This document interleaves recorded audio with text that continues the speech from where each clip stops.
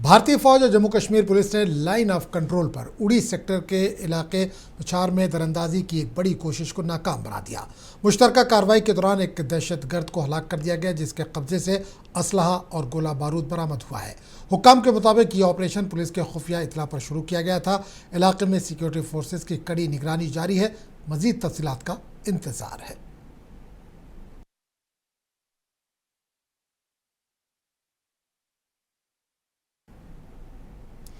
जम्मू कश्मीर के हुक्मरान जमात national conference के अरकान कानून साज असम्बली पर मुश्तमिल एक आला सतही वफद ने लोक भवन श्रीनगर में लेफ्टिनेंट गवर्नर मनोज सिन्हा से मुलाकात की।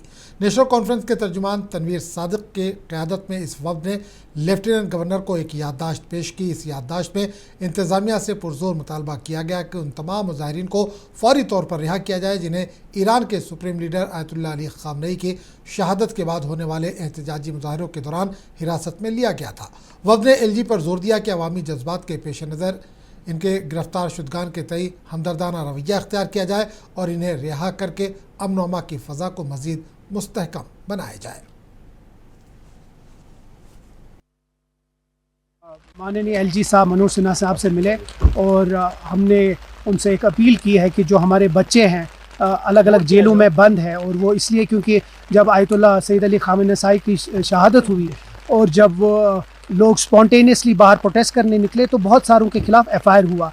हमने यही अपील की है कि जो वो एफआईआर्स हैं उनको विड्रॉ किया जाए।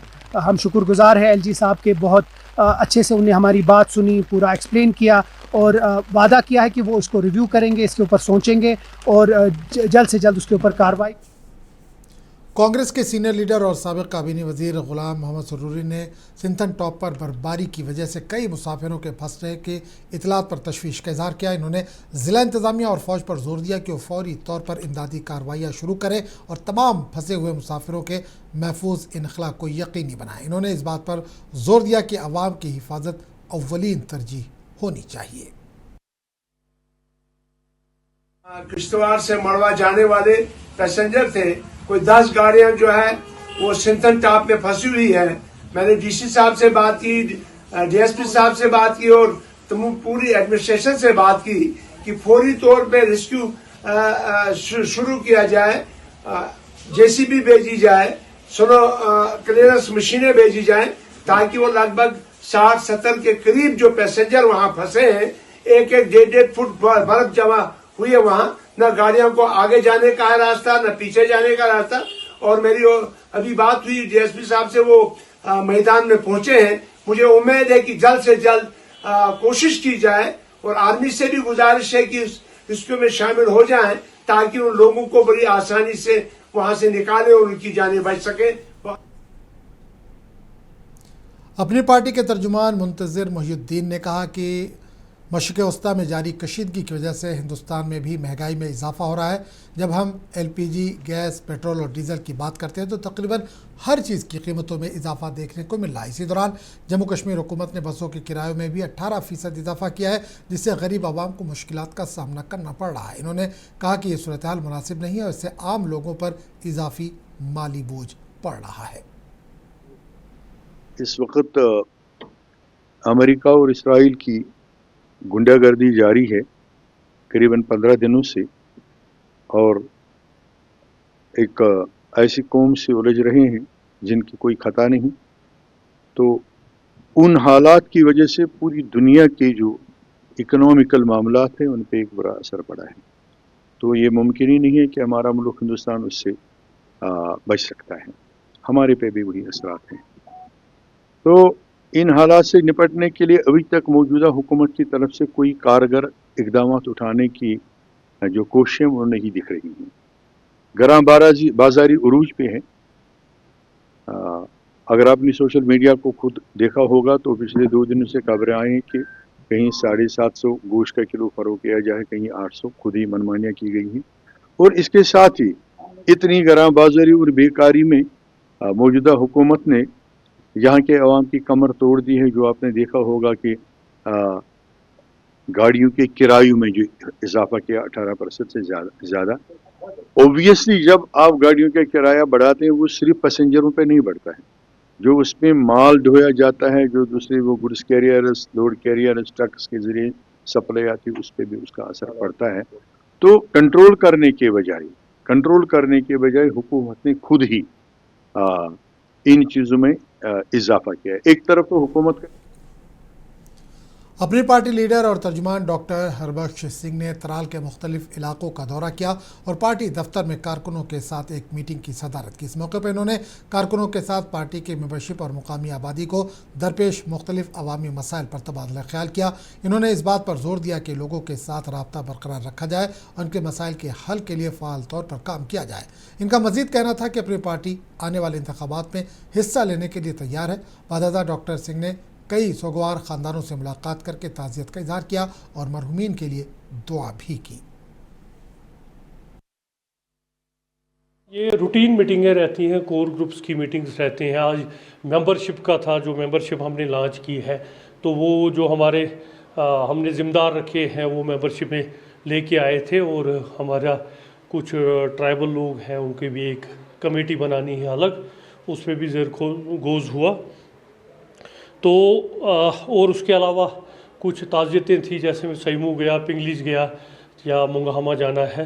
तो रूटीन में रहता है कि लोगों के जो मसाइल हैं उन पे काम किया जाए लोगों, और अपने जो वर्कर हैं ये हफ्ते का 15 दिन का सारा रूटीन का वर्क सारा जो होता है ये करके रखते हैं कि कहाँ पे लोगों के मामलात हैं, कहाँ चीज़ें हैं। तो उसके बाद उस पर एक रिपोर्ट बनाता हूँ मैं कि चाहे डीसी साहब के लिए है, कमिश्नर साहब के लिए है, कहीं मिनिस्टर या एलजी एडमिनिस्ट्रेशन के मसलात हैं, तो फिर मैं उस श्रीनगर उनका फॉलोअप करता हूँ। तो ये किश्तवाड़ वक्फ बोर्ड के एग्जीक्यूटिव ऑफिसर फिरदौस अहमद भवानी ने जम्मू कश्मीर वक्फ बोर्ड की चेयरपर्सन डॉक्टर दरख्शा इंद्राबी की सरबराही में जम्मू में मुनक़दा शब कदर और ईद इंतज़ामात का जायज़ा लेने के लिए मीटिंग में शिरकत की। ज़िला किश्तवाड़ में वक्फ बोर्ड की जानिब से ईद और शब कदर के इंतज़ामात को हतमी शक्ल दी गई है। मौसम साफ़ होगा तो नमाज ईद चौगान में मुनक़िद होगी, अगर मौसम ख़राब होगा तो नमाज ईद मस्जिदों में अदा की जाएगी। जम्मू कश्मीर एडमिनिस्ट्रेटिव सर्विसेज के नताज में आयुष पंडिता ने 5वीं पोजीशन हासिल करके अपने ख़ानदान और बरदरी का सर फ़ख्र से बुलंद कर दिया। इस साल 90 उम्मीदवार कामयाब हुए, जिनमें आयुष की कामयाबी इस लिहाज से मुनफरिद है कि इन्होंने एक महाजिर कश्मीरी पंडित ख़ानदान से ताल्लुक़ रखने और शदीद माली मुश्किलात के बावजूद ये मुकाम हासिल किया। आयुष के घर पर जश्न का समा है, जहाँ अजीज़ व अकारिब इन्हें मुबारकबाद पेश कर रहे हैं। आयुष ने अपनी कामयाबी का सेहरा वालिदैन की अनथक मेहनत और रहनुमाई के सर बांधा, जबकि इनके वालिद का कहना है कि आज इनके बरसों की कुर्बानियां रंग ले आई हैं।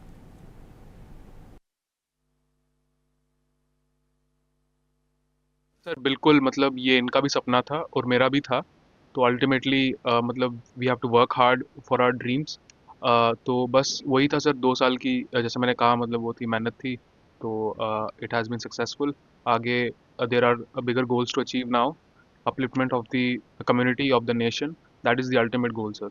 बहुत मेहनत की है इसने, इसके साथ साथ मैंने भी मेहनत की है भाई। इसको मैं जगाती थी 4 बजे, खुद 3 बजे उठ जाती थी। तो इसका पूरा सपोर्ट मेरा था भाई। ये उठता था, मेहनत करता था, पढ़ाई तो खुद इसने की, मेहनत खुद इसने की, लेकिन पेरेंट्स का भी सपोर्ट था इसका।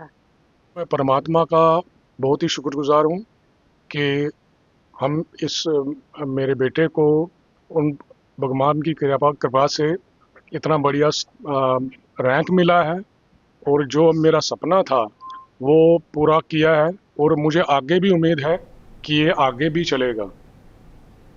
हमने जो है पिछले 36 साल से जो है यहाँ पे जम्मू में आके, हम यहाँ पर माइग्रेंट है, लेकिन द्रास सब डिवीज़न के लोगों के लिए एक बड़ी और खुश आइंद खबर सामने आई है। महाराष्ट्र के नए वज़ीर आला एकनाथ शिंदे ने सब डिस्ट्रिक्ट अस्पताल द्रास के लिए CT स्कैन मशीन और एम्बुलेंस फराहम करने का ऐलान किया, जिस पर द्रास के अवाम ने इनका तहे दिल से शुक्रिया अदा किया है।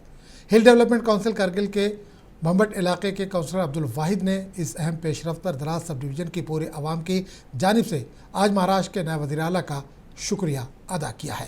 इन्होंने बताया कि ये वादा गुज़िश्ता साल करगिल विजय दिवस 2025 के मौके पर नए वज़ीर आला के द्रास दौरे के दौरान किया गया था, जिसका एहतमाम सरहद फाउंडेशन पुणे करती है। अब इसको अमली शक्ल दी जा रही है।